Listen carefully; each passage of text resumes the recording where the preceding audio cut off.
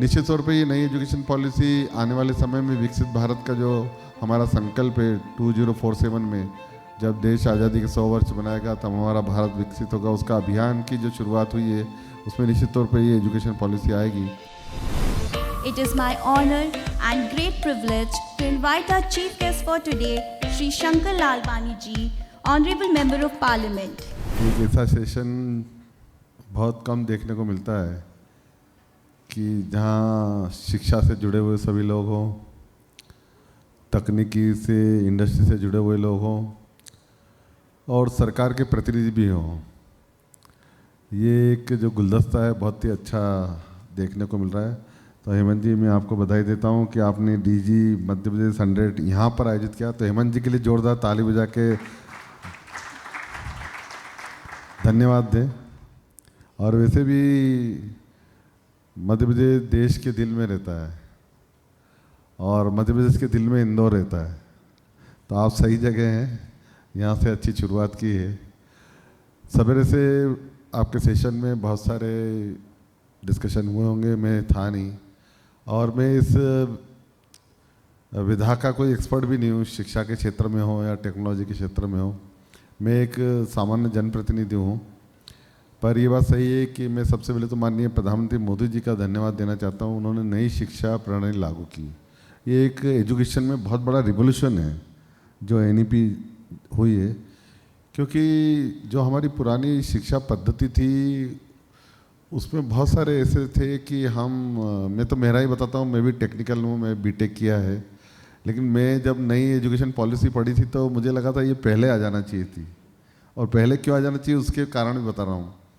हम एजुकेशन या एग्ज़ाम देने जाते थे तो हम सिर्फ ये नहीं देखते थे कि समझते नहीं थे, सिर्फ पढ़ते थे और रटते थे कि हमें एक क्वेश्चन का जवाब देना है, इसलिए इसका जवाब क्या होगा वो हम तैयारी करके जाए और उस पर आगे चलें। दूसरा, जब हमने देखा कि जो चैलेंजेस आते हैं वो ये है कि जैसे हमारे परिवार में सभी भाई इंजीनियर थे, मैंने भी बीटेक इंजीनियरिंग ली। उस समय परिवार को लगा और मेरे को लगा कि मुझे डॉक्टर बनना है। तब 9th-10th होने के बाद जब 11th में सोचा कि डॉक्टर बनना है तो बोले पॉसिबल नहीं है, क्योंकि आपने मैथ्स लिया है, बायोलॉजी लिया नहीं है। पर अब मैं नई शिक्षा प्रणाली में देखता हूँ कि आपने लिया हो तो आप बायोलॉजी भी ले सकते हो, ऑप्शन है आपके पास। तो ये मुझे लगता था उस समय। तीसरी बात जो मुझे लगती है वो ये लगती है कि वो भी बहुत महत्वपूर्ण है कि हम हमारे मदर टंग में यानी मातृभाषा में यहाँ पढ़ सकते हैं। हमारे यहाँ तो मध्य प्रदेश में तो मेडिकल और इंजीनियरिंग भी हिंदी भाषा में पढ़ाई जाती है। मेरी एजुकेशन यहाँ पर हुई सरस्वती शिशु मंदिर में, और जब मेरी एजुकेशन यहाँ हुई, जब मेरे मेरिट में आया तो नेचुरली लग रहा था कि अच्छे कॉलेज में जाए, तो मुंबई में एडमिशन हुआ। एडमिशन होने के बाद एकदम चेंजेस ये आया कि मैं यहाँ हिंदी मीडियम पढ़ के गया था और वहाँ टोटली इंग्लिश मीडियम। आप कल्पना कीजिए, मेरे जीवन में एजुकेशन में सबसे बड़ा जो चैलेंजिंग वर्ष था वो वही था कि जब यहाँ से मैं वहाँ गया फर्स्ट ईयर में, मुझे अंग्रेजी में इतनी तैयारी करनी पड़ी कि मुझे लग रहा था कि इतना क्यों ऐसा, हम तो एक ही देश में रहते हैं। तो ये जो मातृभाषा में जो एजुकेशन नई पॉलिसी में आया, ये बहुत बड़ा एक रिवोल्यूशन है कि आप चाहो तो आप किसी भी भाषा में पढ़ सकते हो। चौथा जो रिवोल्यूशन है वो ये है कि टेक्निकल नॉलेज, स्किल।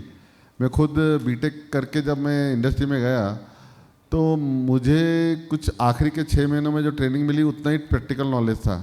बाकी तो पूरा हमने थ्योरेटिकली पढ़ा था। थ्योरेटिकल का नॉलेज का उपयोग आता है, लेकिन प्रैक्टिकल जो हमारे कौशल विद्या कहते हैं जैसे, वो अभी जो शुरू की गई है मोदी जी के नेतृत्व में, ये इतनी 4-5 प्रमुख बातें जो मैं फील करता हूँ कि नई एजुकेशन पॉलिसी में आई हैं। निश्चित तौर पे ये नई एजुकेशन पॉलिसी आने वाले समय में विकसित भारत का जो हमारा संकल्प है 2047 में, जब देश आज़ादी के 100 वर्ष बनाएगा तब हमारा भारत विकसित होगा, उसका अभियान की जो शुरुआत हुई है उसमें निश्चित तौर पे ये एजुकेशन पॉलिसी आएगी। और आप सब ने आज ये बैठ के डीजी 100 में जो डिस्कस किया है उसमें मुझे लगता है कि जो जिस्ट निकलेगा उसमें कहीं ना कहीं सरकार के प्रतिनिधि भी हैं। आप अगर उसको देंगे तो मध्य प्रदेश सरकार हो, केंद्र सरकार हो, हम उसको लागू करने का प्रयास करेंगे। मुझे बताया गया कि इंडस्ट्री के ग्रोथ के बारे में मध्य प्रदेश के बारे में तो ज़्यादा नहीं बता सकता, सवेरे मंत्री जी आए होंगे, उन्होंने बताया होगा। लेकिन इंदौर के बारे में ज़रूर बताता हूँ कि इंदौर में हम कोशिश कर रहे हैं एक इकोसिस्टम डेवलप हो कि इंडस्ट्री हो, टेक्नोलॉजी हो, उसका हम किस प्रकार से उपयोग भी करें। और जब मैं पहली बार सांसद बना था, नया नया सांसद बना था, तब मैंने देखा कोई भी सिटी ग्रोथ जल्दी कैसे करती है। तो मुझे लगा था कि जिस सिटी की कनेक्टिविटी बेहतर हो, जहाँ अप्रोच अच्छी हो, क्योंकि हमारे इंदौर में एक प्लस पॉइंट ये है कि हम सेंट्रली लोकेटेड हैं। सेंट्रली लोकेटेड कारण हमारे यहाँ आबोहवा अच्छी है, लोग अच्छे हैं, हम cleanest city of the India हैं, लगातार 8 बार में स्वच्छता में नंबर बने, तो लोगों का ध्यान जाता है। लेकिन उसके अलावा भी हमें लगा कि कौन सी ऐसी चीज़ है कि इंदौर की ग्रोथ तेज़ी से बढ़े, तो हमने सबसे पहले कनेक्टिविटी और ट्रांसपोर्टेशन पे ही फोकस किया। और मुझे बताते हुए खुशी हुई है कि इन जो पिछले 5-7 सालों में हमने जिस प्रकार से कनेक्टिविटी बढ़ाई है, खास करके देश के लगभग 50 बड़े शहरों से नेशनल हाईवे से हम जोड़ रहे हैं आने वाले 2-3 साल में। यहाँ से हमारा अहमदाबाद कांडला ट्रस्ट से जुड़ा हुआ है पोर्ट। अब दूसरा जो हमारा यहाँ रोड बन रहा है वो यहाँ से लेके नागपुर, नागपुर से लेके रायपुर, रायपुर से लेके कलकत्ता का काम अगले 1 साल में पूरा हो जाएगा। तो कांडला से लेके कलकत्ता और बीच में इंदौर। और यही नहीं, अगर मैं बात करूँ साउथ और नॉर्थ की लेके बात करूँ तो दिल्ली से तो हम जुड़े हुए हैं से, लेकिन दिल्ली का जो एक्सप्रेस कॉरिडोर है, बॉम्बे दिल्ली एक्सप्रेस कॉरिडोर, उससे भी हम जुड़ गए इंदौर, उससे तो जुड़ ही गए। लेकिन हम नीचे साउथ की बात करें, अभी तक हम खंडवा तक हमारा नेशनल हाईवे बन रहा था, लेकिन अब जो आने वाले 1-1.5 साल में जो खंडवा का बरहानपुर का जो नेशनल हाईवे वो इच्छापुर से होते हुए हमने हैदराबाद जो जोड़ने वाली नेशनल हाईवे उससे जोड़ दिया है।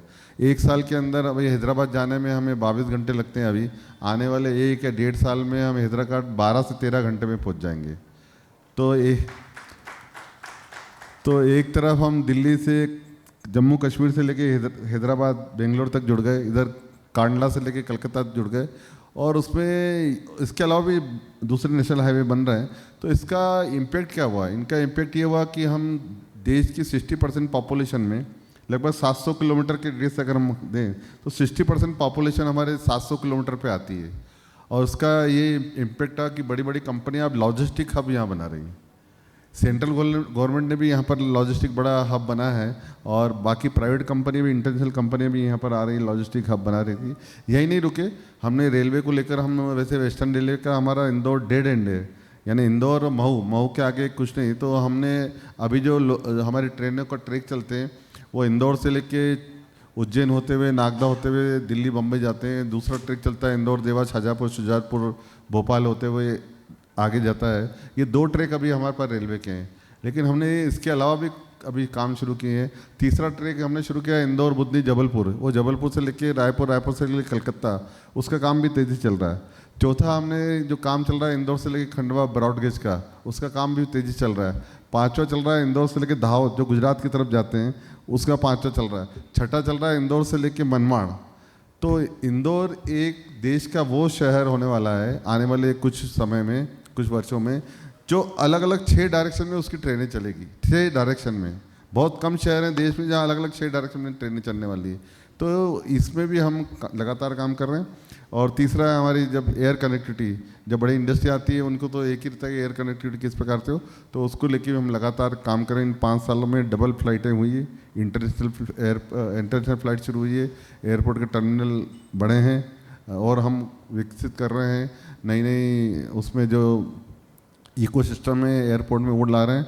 तो इसका इम्पैक्ट ये रहा था कि आने वाले समय में जो बड़ी इंडस्ट्रियाँ, यहाँ देश का सबसे बड़ा टेक्सटाइल पार्क बन रहा है, पहला टेक्सटाइल पार्क है जो आने वाले कुछ ही समय में काम शुरू करने वाला है, उसका डेवलपमेंट हो गया।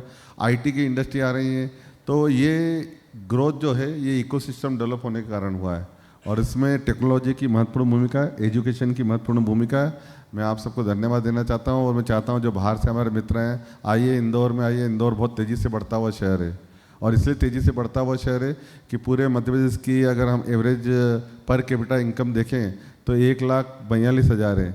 हमारे इंदौर की पर कैपिटा इनकम 2 लाख है। तो हम तेज़ी से बढ़ते हुए शहर हैं। और यही नहीं, मैं जीडीपी की बात करूं, हम पिछले 6 महीने से इंदौर की जीडीपी कैसे बढ़े उसके ऊपर काम चल रहे हैं।